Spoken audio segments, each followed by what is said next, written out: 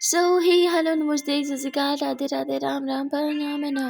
अस्सलाम वालेकुम मैं नन्हे मुन्ने से प्यारे से क्यूट से व्यूवर्स, कैसे हो यार आप सब लोग। आई होप कि आप सब बढ़िया ही होंगे।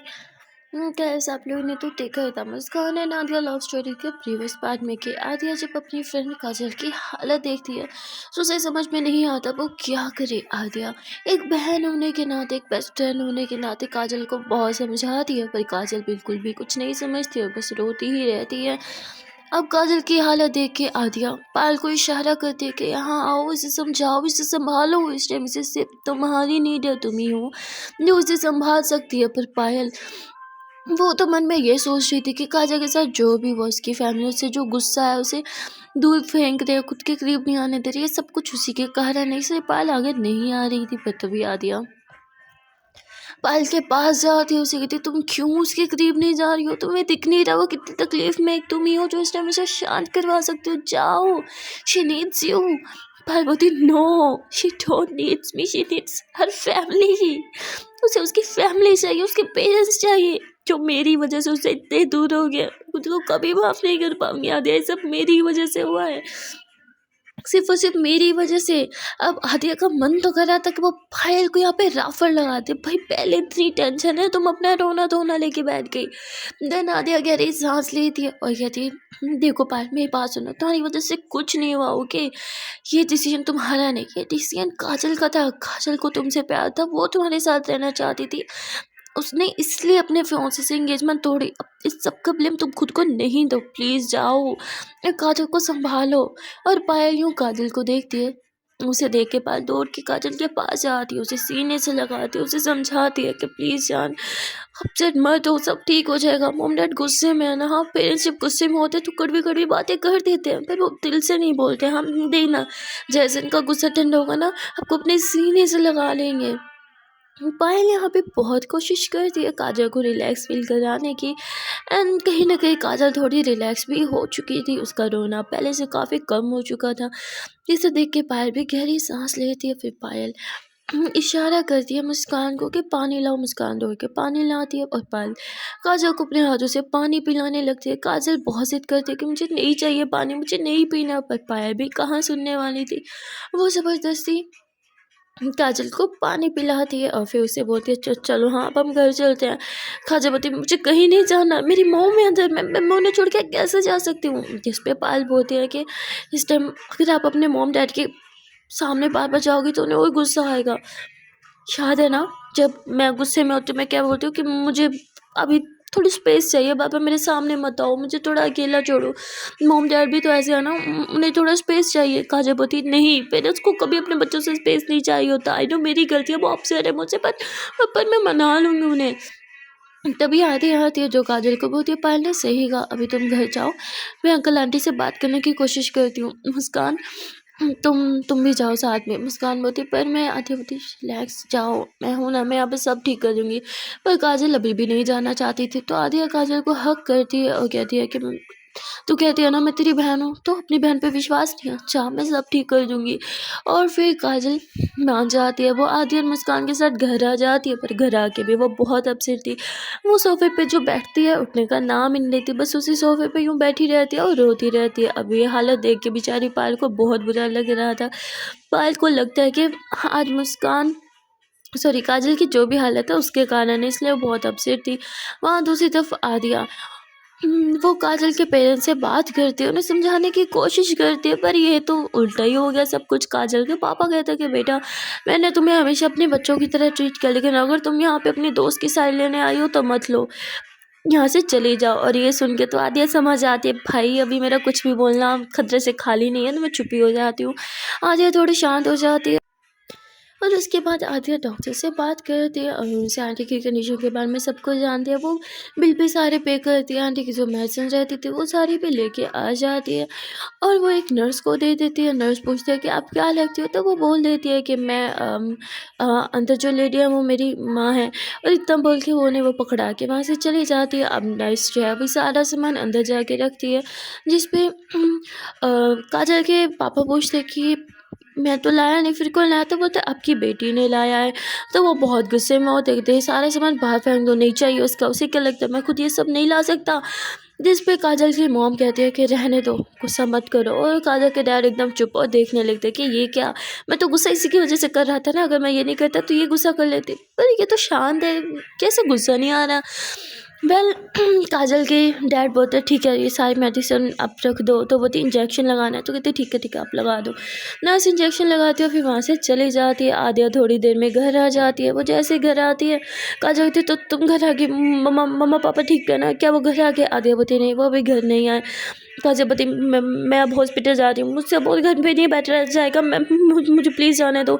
आदिया बोलती ठीक है मैं तुम्हें खुद ले चलती हूँ, और आदिया काजल को लेके जाती है अपनी गाड़ी में बिठा के। ये लोग हॉस्पिटल आ जाते हैं, और यहाँ पे काजल जो है वो अपनी मॉम को बाहर से ही देखती है, रूम के बाहर से खड़े होकर उन्हें देखे जा रही थी। तभी नर्स आती है और कहती है कि तुम कौन हो? तो वो कहती है कि मैं अंदर जो है वो मेरे मेरे मोम डैड हैं। तो वो कहती तुम्हारे मोम डैड और ये लड़की अंदर इसके पेरेंट्स नहीं थे?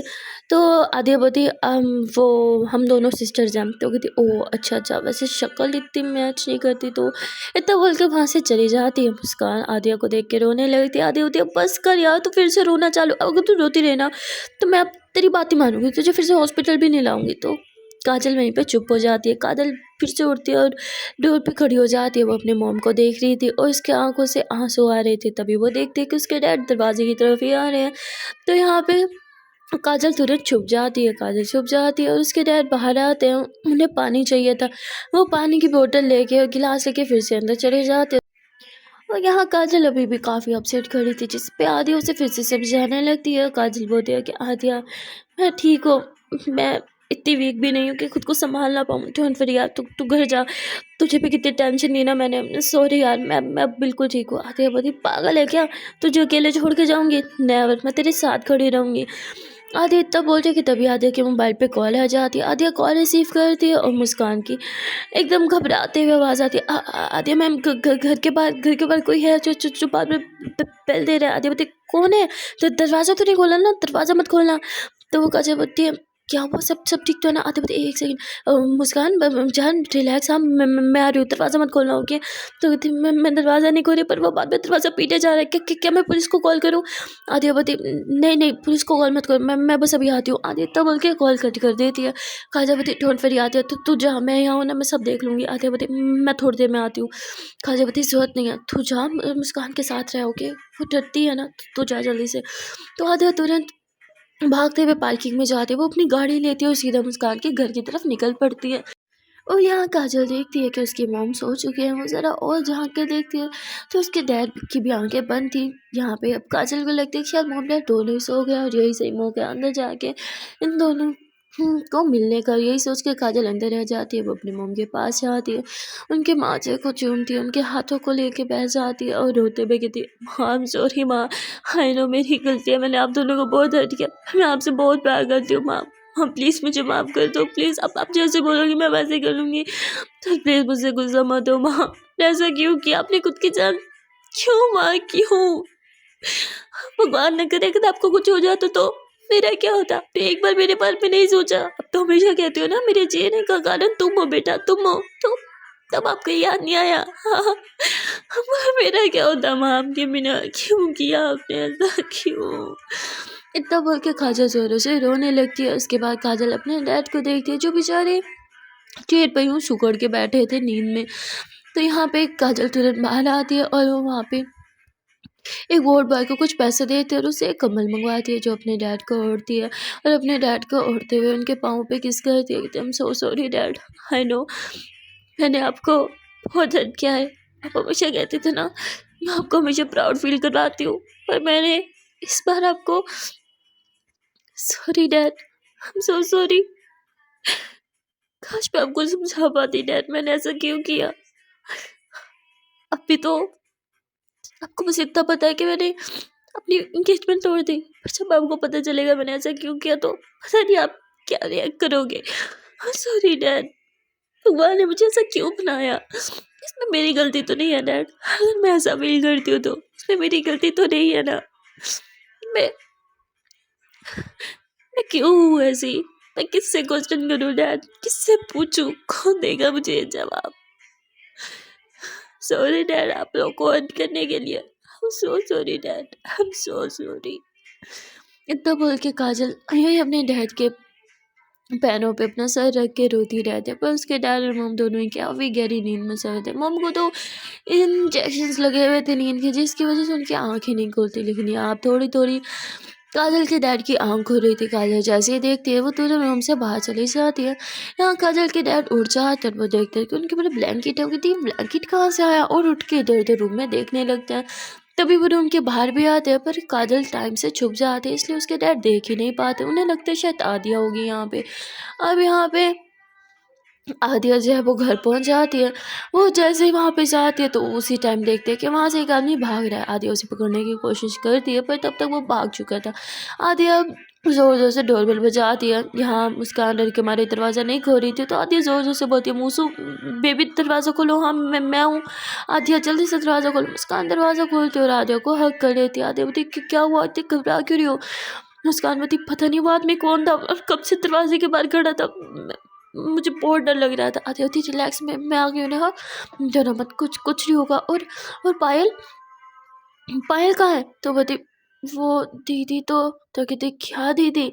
आदित्य बोलती वो दीदी बहुत बहुत ज़्यादा टेंशन ले रही थी, और जब वो बहुत ज़्यादा स्ट्रेस लेती है तो उन्हें पैनिक अटैक्स आते हैं। आती होती व्हाट, और तुमने मुझे पहले क्यों नहीं बताया। इस चीज़ ऑल राइट, हाँ कहाँ है वो। उसका मुझे रिलैक्स, वो ठीक है, मैंने उन्हें मेडिसिन दिया तो वो आराम से सो गई हैं, इसलिए मैंने उन्हें जगाया नहीं और आपको कॉल कर दिया। आदित्य बहुत अच्छा किया तुमने, सब ठीक हो जाएगा, डोंट वरी, हाँ मैं आ गई हूँ ना, कुछ नहीं होगा। तो पुलिस जाती है, मुस्कान को हक कर दिया और उसे अंदर रूम में लेके जाती है। मुस्कान अभी भी थोड़ी सी डरी हुई थी, तो आदित्य यूँ मुस्कान को अपने ऊपर ले लेती है और उसे सीने से लगा के ले जाती है। प्यार भरी मुस्कान से बातें करती है, जिससे थोड़ी मुस्कान शांत हो जाती है। और फिर आदित्य मुस्कान से कहती है कि पायल को पैनिक अटैक्स क्यों। तो बोलती है दीदी को कभी कभी आता है जब वो बहुत ज़्यादा स्ट्रेस लेती है, और आज तो मैंने कुछ ज़्यादा ही स्ट्रेस, पता नहीं क्यों दीदी को लगता है कि काजल मैम और उनके पेरेंट्स के बीच जो ये झगड़ा सब चल रहा है, ये उनकी वजह से हो रहा है। आदित्य बोलती वो कलर सोच रही है, उसकी वजह से कुछ नहीं हो रहा। अगर काजल को पायल से प्यार नहीं होता तो किसी और से हो जाता। फीलिंग्स तो उसकी सेम ही रहती ना गर्ल्स को लेके, वो किसी लड़के के साथ कुछ रह ही नहीं सकते थे।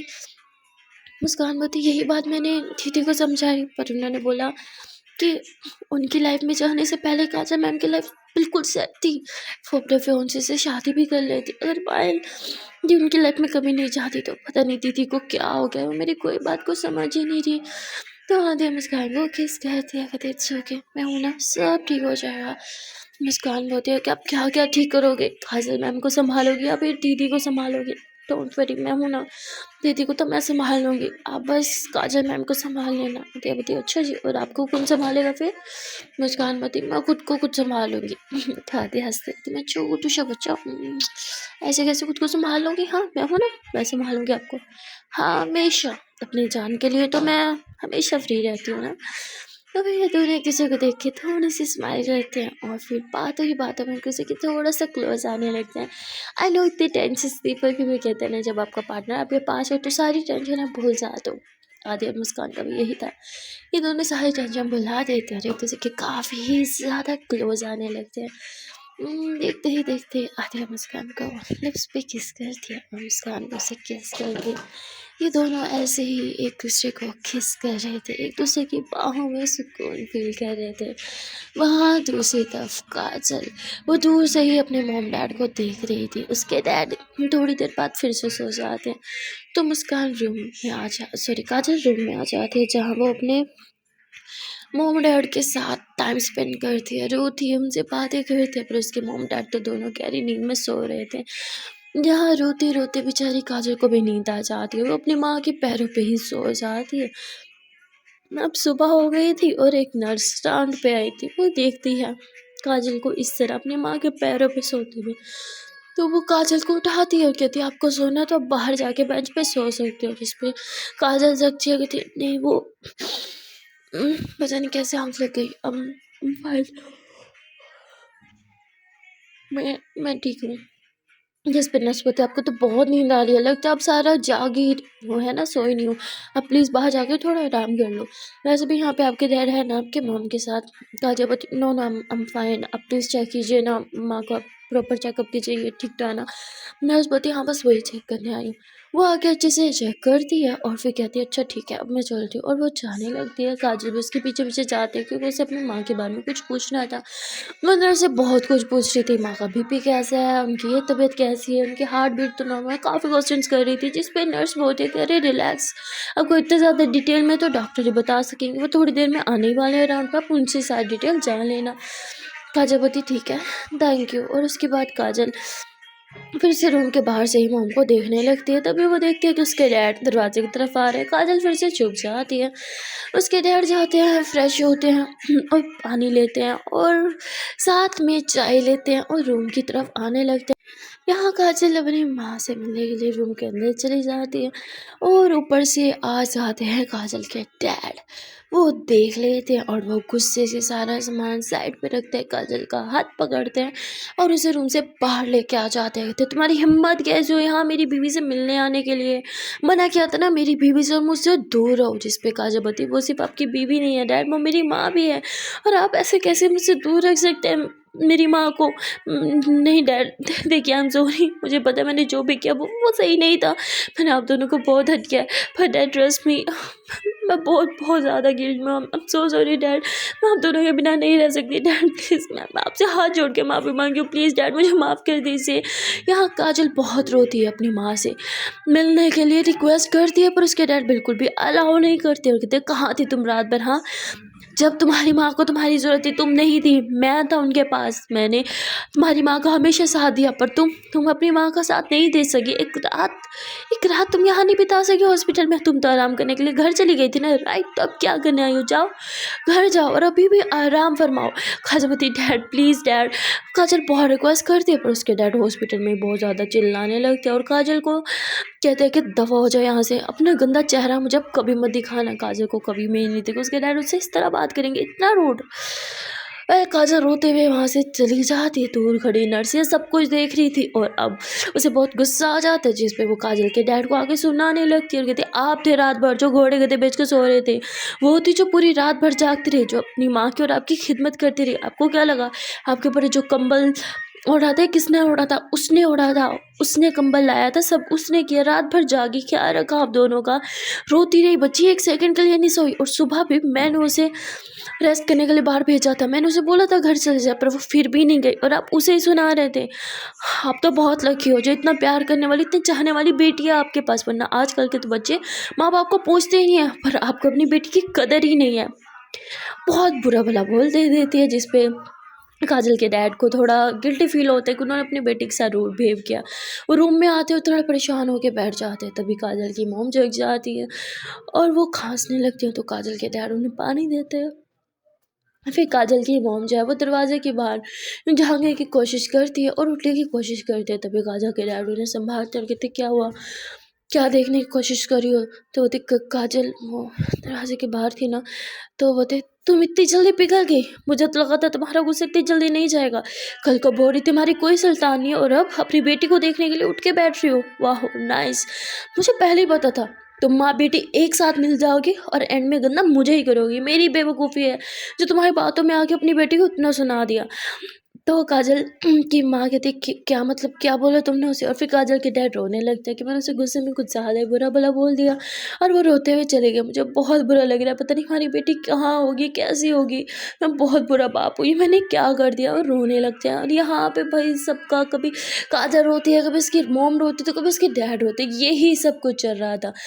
वहाँ दूसरी तरफ मुस्कान और आदिया दोनों एक दूसरे की बाहों में सुकून से सो रहे थे, और देखते ही देखते यहाँ पायल की आँख खुल जाती है, पायल जगती है और रूम से बाहर निकलती है मुस्कान को देखने के लिए। उसके रूम में आते दरवाज़ा खोलती है तो यहाँ वो आदि और मुस्कान को एक ही ब्लैंकेट में एक दूसरे की बाहों में देखती है और वो दरवाज़ा बंद करती है ज़ोर से ठा, जिससे मुस्कान जग जाती है। मुस्कान तुरंत अपने कपड़े पहनती है और बाहर आ जाती है। जहाँ वो पायल को बताती दीदी आप ठीक हो, तो बोलती हाँ मैं ठीक हूँ। काजल क्या वो रात को घर नहीं आई, तो बोलती नहीं दीदी वो तो नहीं आई। जिस पे पायल बोलती मैं जा रही हूँ, काजल को मेरी नीड होगी ना। मुस्कान बोलती, दीदी रुक जाइए, मैं ब्रेकफास्ट बनाती हूँ, आप भी कर लीजिए और काजल के लिए भी ले जाइए। पायल बोलती, अभी मुझे जाने दो, ब्रेकफास्ट मैं बाद में आके ले जाऊँगी। पायल इतना बोल के अपनी स्कूटी निकालती है। मुझे ऐसे ही दरवाज़ा अनलॉक करती है तो देखती है सामने ही दरवाजे पे काजल खड़ी थी, जिसकी आंखों में आंसू भरे पड़े थे। पायल तुरंत काजल को हक करती, कहती कि क्या हुआ जान, इतना रो क्यों रही हो, रिलैक्स हो जाओ, अंदर आओ अंदर आओ। इतना बोल के पायल काजल को घर के अंदर ले लेती है। काजल बुरी तरह से टूट चुकी थी, वो बहुत ज़्यादा रो रही थी, क्योंकि उसके डैड के कहे हुए एक शब्द उसे बहुत ज़्यादा हर्ट करे थे। वैसे उसके डैड ने वो सारे शब्द बस एक ही बार बोले थे, लेकिन तब से लेके अब तक काजल को वो शब्द कई हज़ार बार से ज़्यादा सुनाई दे चुके थे। काजल बहुत हर्ट थी। पायल काजल को देखते ही समझ जाती कि कुछ तो बहुत बुरा हुआ है जो काजल को इतना हर्ट कर रहा है।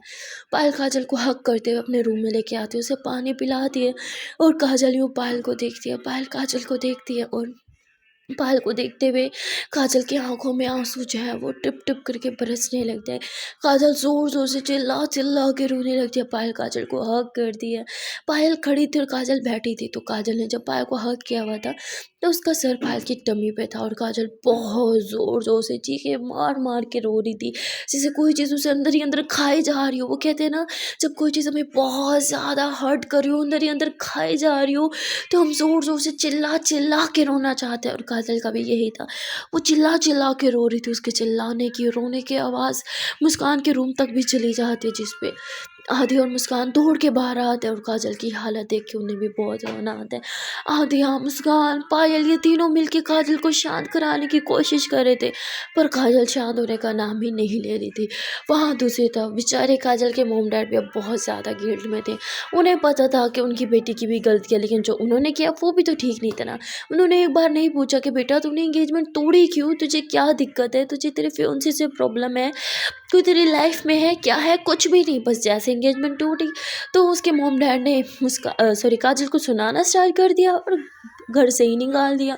अब ये चीज़ उन्हें बहुत हर्ट कर रही थी। तभी डॉक्टर राउंड पे आते हैं, पर वो देखते हैं कि काजल की मोम की आंखों में आंसू है और उसके डैड भी रो रहे हैं। वो पूछते हैं कि आप क्यों रो रहे हो, आपको रिलैक्स रहना चाहिए, टेंशन नहीं लेनी चाहिए, वरना आपकी तबीयत बिगड़ जाएगी। पर काजल की मोम कुछ भी नहीं बोलती। डॉक्टर तो एडवाइस ही दे सकते हैं, आप ज़बरदस्ती थोड़ी कर सकते हैं। तो एडवाइस देते हैं, मेडिसिन वगैरह देते हैं और फिर वहाँ से चले जाते हैं। डॉक्टर के जाने के बाद वही जो नर्स थी वो फिर से राउंड पे आती है और वो देखते हैं इन दोनों को रोते हुए। दोनों अपनी बेटी की याद में रो रहे थे, तड़प रहे थे। पर वो कहते हैं ना, ईगो, इंसान के अंदर जो ईगो है ना, वो अच्छे अच्छे रिश्तों को ख़त्म कर देता है। अब काजल के डैड भी ईगो में काजल के पास नहीं जा रहे थे, तभी वो नर्स आती है। जैसे देखते ही काजल के डैड नज़र चुराने लगते हैं और जब नर्स चेकअप करके जाने लगती है तो वो जाते हुए एक बात कहती है, जो मैंने बोला था कि आजकल के बच्चे तो अपने पेरेंट्स को पूछते ही नहीं है, घर से बाहर निकाल देते हैं। और मैंने पर्सनल एक्सपीरियंस से बोला है, मेरा एक ही बेटा है जो मुझे छोड़ के कब का जा चुका है, उसने पलट के नहीं देखा कि मैं ज़िंदा भी हूँ या नहीं। आपकी लड़की के साथ आपके जो भी इशू हो मुझे नहीं पता, पर एक बात पता है, वो आप दोनों से बहुत प्यार करती है, तभी इतनी आप लोग की बातें सुनने के बावजूद भी वो यहीं रही, आप लोग का ख्याल रखती रही, दूर दूर से ही सही, पर आप लोग को छोड़ के तो नहीं गई। तो आप लोग लकी हो और इससे पहले के वक्त बीते, जो गलती हुई है उन्हें सुधार लीजिए। और इतना बोल के वहाँ से चली जाती है, जिस पे काजल के डैड अपने आंसू पोंछते हैं। वो तुरंत डॉक्टर के केबिन में चले जाते हैं। वो डिस्चार्ज पेपर मांगते हैं कि भाई अब बहुत हो गया, मेरी बीवी को डिस्चार्ज दे दो। पहले तो डॉक्टर मना करते हैं, पर काजल के डैड भी ज़िद पे आ जाते हैं, तो डॉक्टर मान जाते हैं। वो डिस्चार्ज पेपर पे साइन कर लेते हैं। अब काजल के डैड काजल की मोम को लेते एक टैक्सी लेते हैं और घर आ जाते हैं, पर ये लोग अपने घर नहीं जाते, सीधा मुस्कान और पायल के घर के बाहर आके खड़े हो जाते हैं, क्योंकि इन्हें पता था कि काजल अपने घर तो नहीं होगी, पर यहाँ ज़रूर होगी। और ऐसे ही होता है, वो जैसे ही बेल बजाते हैं, आधी दरवाज़ा खोलती होती, अंकल आंटी आप आंटी आप ठीक तो है ना, बार बार क्यों खड़े, आप अंदर आओ ना।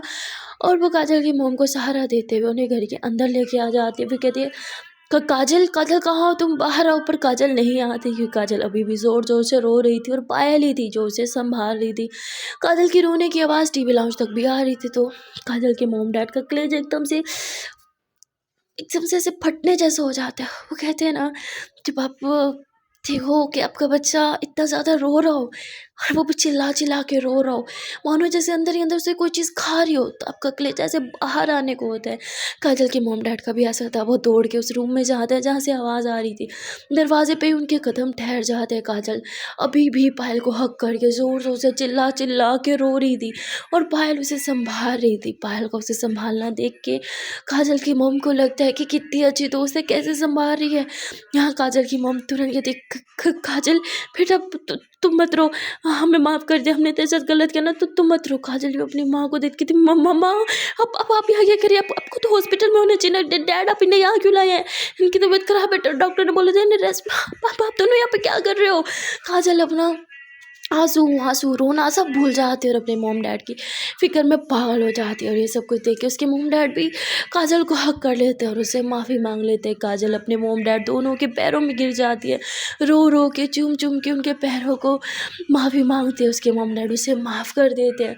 काजल की मॉम काजल को सीने से लगाती है और रोने लग जाती है। तो काजल के डैड बोलते हैं, देखा मुझे पहले ही पता था तुम माँ बेटी ने एक हो जाना और मुझे ही ख़राब करना है, तुम्हारे चक्कर में मैंने अपनी बेटी को इतना सब कुछ सुनाया था।